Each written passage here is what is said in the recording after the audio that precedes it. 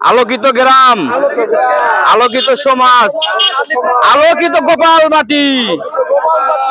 মাশাআল্লাহ, খুশি তো?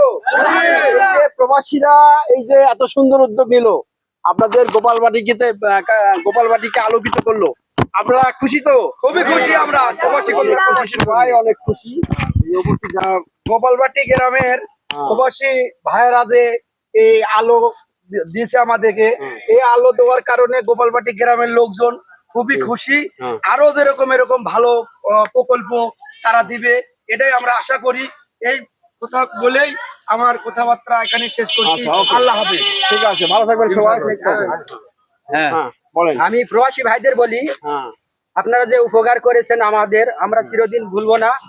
আমরা দোয়া করি বিদেশে আপনাদের সবাই আল্লাহ ভালো রাখুক, সুস্থ রাখুক, সুন্দর রাখুক, এই বলে আমার বক্তব্য। ঠিক আছে, আর কেউ বলেন ভাই, একজন ভাই বলেন। ঠিক আছে, ওকে, ঠিক আছে, হয়েছে হয়েছে, হয়ে গেছে।